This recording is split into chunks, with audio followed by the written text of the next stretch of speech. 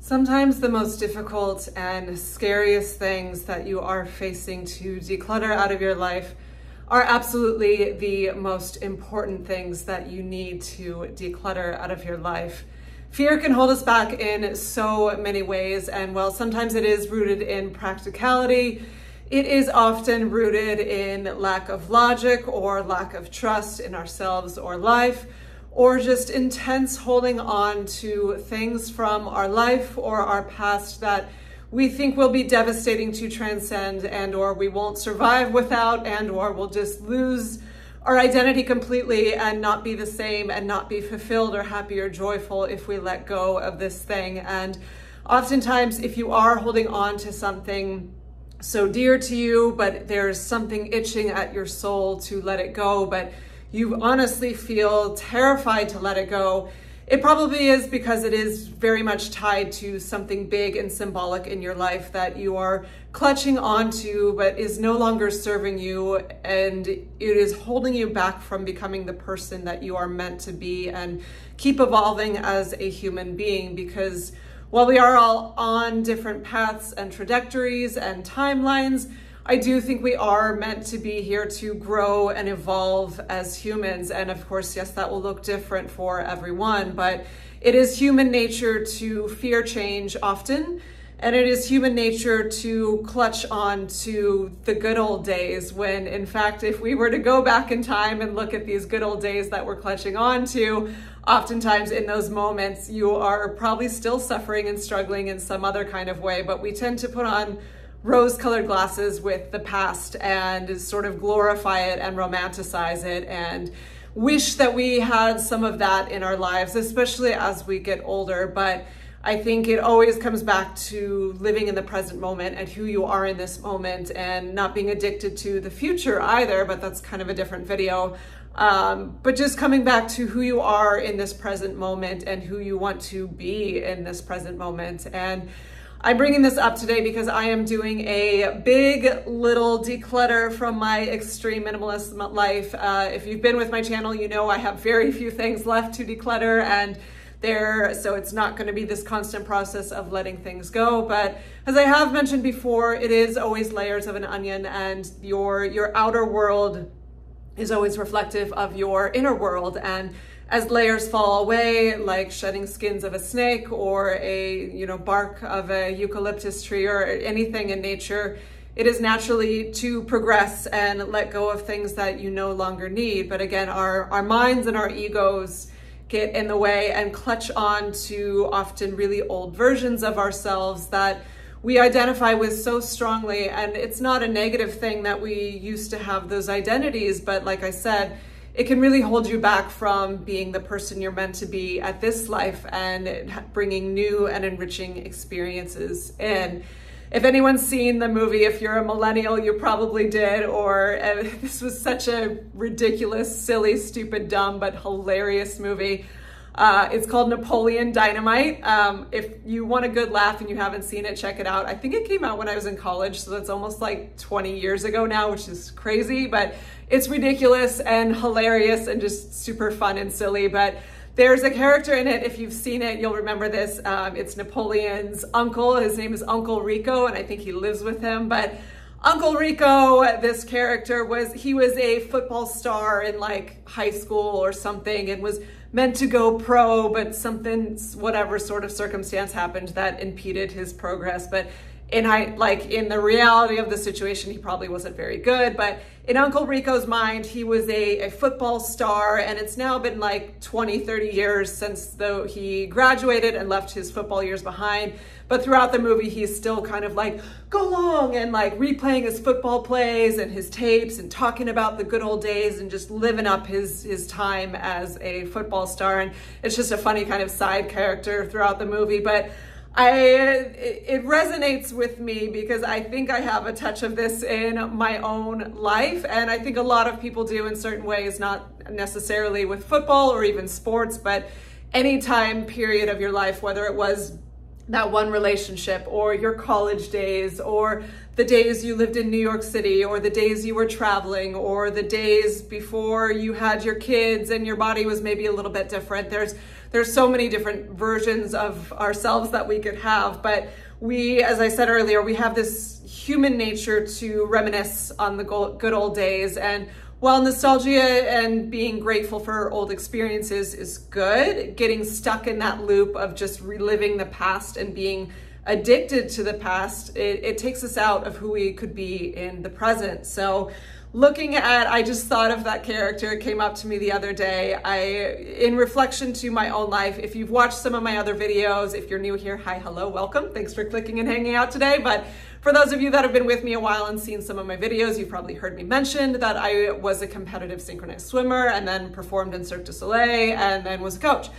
Key word to all of that was. Those were all the past. While I coached all the way up until 2 years ago, so that's still pretty relatively recent. I left the show in Las Vegas in 2012, so that is now 12 years ago.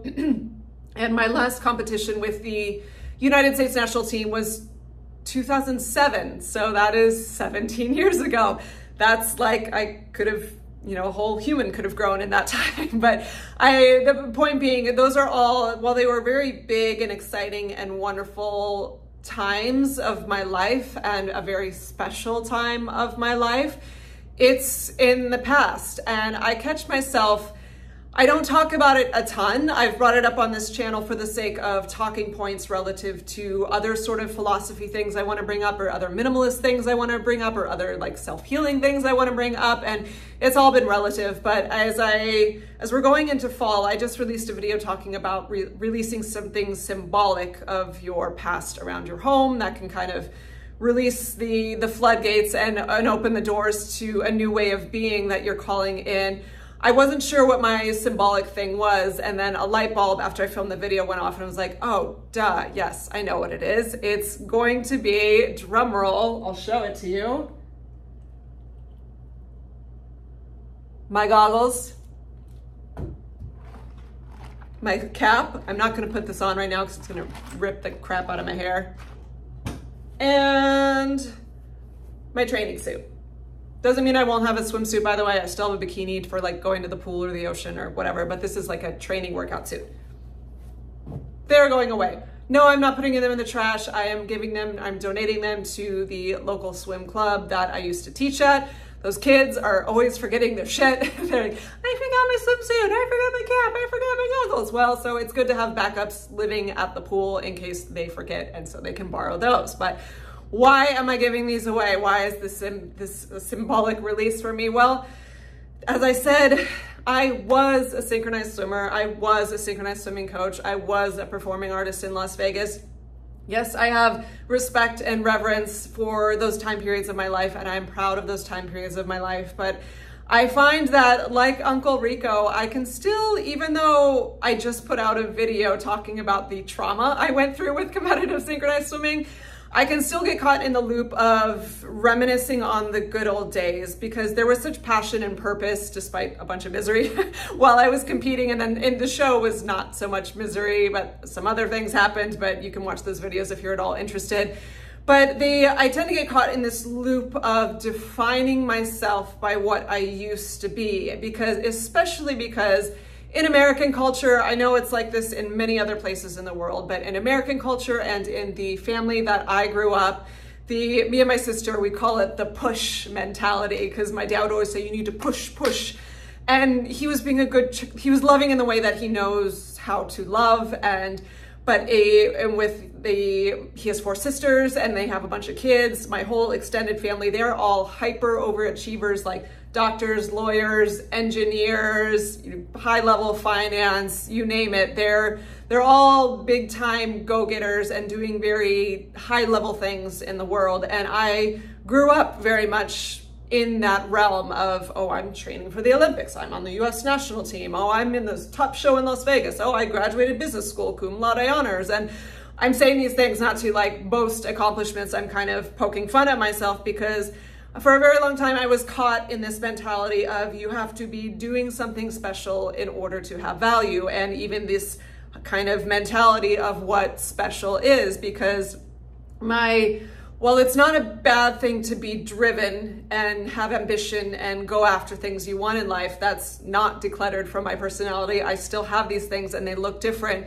It is a dangerous trap to get caught up in this idea of wanting to be special and needing to be special, because though I had all of these really incredible achievements and accolades and trophies and medals and straight A's and blah, blah, blah, blah, blah, my self-esteem was shit. My sense of self-worth was shit. And I was pretty depressed a lot of the time and very anxious a lot of the time. So achieving and goal setting and those things aren't necessarily bad, but if you're so focused on that and your whole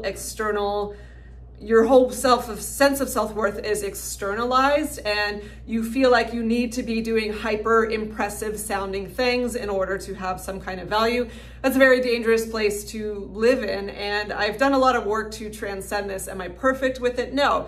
Some days I feel great, like, okay, yeah, I have a job, I support myself, I live somewhere beautiful, I'm making videos that I think are helping some people, like, cool, I'm doing good. And then other days I'm like, oh my God, I went from training for the Olympics to now being a bartender. I'm a loser. Like, those are very sad, mean thoughts, but I'm just being real with you because I know a lot of people have these sort of same up and downs where in the West, this pressure to be special, to be doing something magnificent, to be climbing whatever ladder to prove yourself in order to feel valid amongst your peers or your family or society or just to yourself, just to be able to look in the mirror and be like, yeah, damn, I'm doing good in life. And we take it for granted as this is just how you should live, and the hustle culture and the just push to always be your greatest. I mean, how many millions of motivational speaking videos are there out there? And I talk about it too, but it's a fine line, because if you're climbing those ladders and pushing yourself to be a great athlete or a great academic or great within this company, and it's what's really singing to your heart and you feel good doing it, even if though it's challenging, that's awesome. I am never gonna knock that. I am never gonna say slow living means giving up all ambition. Like, no, not about that. But again, it's a tightrope act of, are you doing these things because you love them?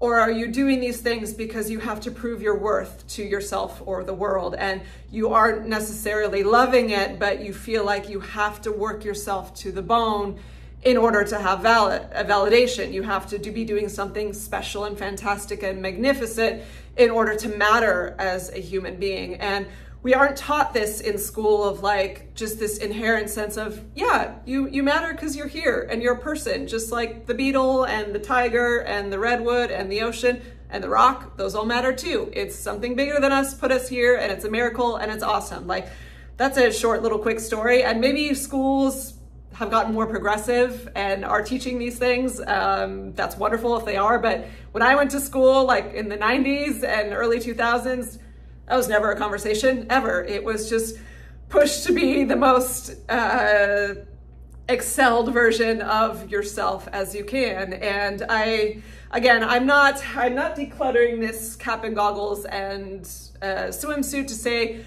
screw being special or screw ambition. I'm never going to go after anything magnificent again, but it's coming more into a balance of my life. Well, it's two things really. It's one, recognizing that was wonderful, but that was the past, and that's not who I am anymore. It's a part of what made me who I am, but do I like getting in the pool anymore? No, I hate it. I did it for a video like a couple months ago and made a little short, and it was fun to get a little artsy, but when I got out, I was like, yeah, I feel so beyond done. And I felt so beyond done being in the water for like years now, like probably almost like 5, 6, 7 years. Every time I would get in, it was because I was forcing myself to get in. It was my ego saying, I need to keep up with my craft in order to feel special and worthy, because it's, synchronized swimming is such a crazy niche sport that very few people can do. If I ever meet with someone and say, oh, I'm a synchronized swimmer, they're like, oh, wow, I've never met one before, because we're like a unicorn. There's not a lot of us. And I'm even catching myself in this video. I just said, I am a synchronized swimmer. Well, am I or was I? It's more accurately, yes, okay, it made me who I am, but it's a was, not an am. Do I get in the pool each day and do synchronized swimming each month? Or like, usually it's been like maybe once or twice a year I've gotten in the water. And each time I do, I force myself to do it. And it's again, out of this egoic place of trying to keep up with my craft, because I've had such an attachment to it for so long, of this definition of I have this special skill set and experience and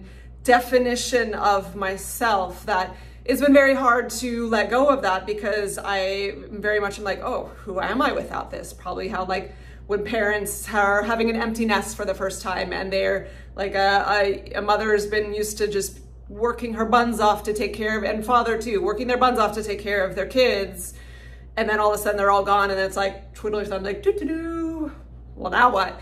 Or you were really passionate about like getting your PhD or something, and you've been in school forever, and then you graduate, and then it's like, okay, well now what? Or you're in a relationship, you're in a marriage for 10, 20, 30, 40 years, you had children together, you build a life and a home together, and then all of a sudden it falls apart and you get a divorce, and you're like, well, now who am I? There's so many instances of this in life, and it can be terrifying because we define ourselves by these experiences, or what we're doing, or who we're doing that with, or where we're living. And the greater point I'm coming to is I'm symbolically letting these things go, because it is time to massively make room for something new to come in my life. And I will always be an artist, I think, in some kind of way, but how I choose to express myself in my art, that's definitely calling, and has been calling for an evolution, because I played out synchronized swimming. Like, I did the damn thing. I was a competitive on the US team. I was a performing artist. I was a coach. That was like all the facets you could do with it. And there are many synchronized swimmers that stay in the sport forever, just like with classical ballet, where it's such a deep obsession that many will commit their whole lives to it. And that is okay. That is their path. But for me, I've known my soul is like, there's something else for me, but I'm holding on to this identity so strong, and still force myself to get in the pool every once in a while so that I can say, I'm a synchronized swimmer. But like, that's really inhibiting growth for me, and blocking off new experiences and new just ways to express myself in the world, new ways to show up in the world. And then in tandem with what I was saying earlier, just the personal evolution and growth of my own journey of learning to be okay with, I'm Alicia. Not even I'm Explorivore, or I work at a restaurant, or I was a synchronized swimmer, I was a show, I was blah, blah, blah. Like, I'm Alicia. I'm a human being. I'm a woman just being here on earth, trying to be a good person. Like, I see that in other people, and I'm like, that's enough, but it's so hard. And I'm sure you're the same. You can look at someone that you just love to be around, especially like the greatest example is your pets, right? Yes, you can like teach your dogs tricks and stuff, and cats are smart enough to learn, but they're like, F you, I'm a cat. You're not going to trade me. I'll do what I want. But with animals, like your pets, you don't love them because they got a PhD or because they can run the fastest. I mean, you might say, oh, good boy or whatever, but like, you just unconditionally love your pets because they're there. And maybe your cat is like super fat and like 25 pounds, or your dog's missing a leg, or your rabbit doesn't even really do much but sit in the cage, but you love your pets so unconditionally. So why, as humans, do we have to do all of these special, fancy, impressive things in order to receive love? Well, we shouldn't have to, but that's how we've set it up in society. And that takes a lot of work to transcend, and a lot of personal awareness, and just kind of retooling of your life, I think, and your habits. And that's certainly what I'm trying to do. And like I said, I've got some good days where I feel like, okay, I was a good person today. I spread love, and that's enough. And then I have days where I crash and burn and think about the good old days when I was doing all these impressive things. But again,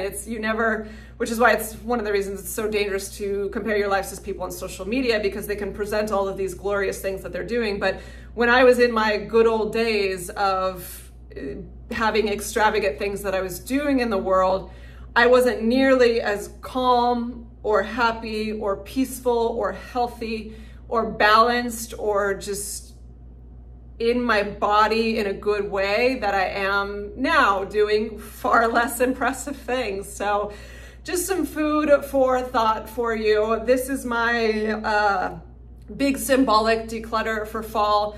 It probably means I'm not ever going to get in the pool to train anymore, and that's the biggest deal. And some of you, again, may think that, oh, but that's sad, but I know this is the right move for my soul, because there's something itching in me, like I'm scratching the surface of it, but there's something new and exciting and passionate, itching to come out of me, not even itching, like pushing and exploding to come out of me. But if I just keep falling into the past and clinging on to the past identity of myself and just, jumping in the pool so I can do some party tricks to remind myself of something I used to be, it's really going to inhibit the new person that I am at this stage in life from coming out, and delay more progress and delay joy and fulfillment, because joy and fulfillment is not going to be found in the past. It's only going to be found right now.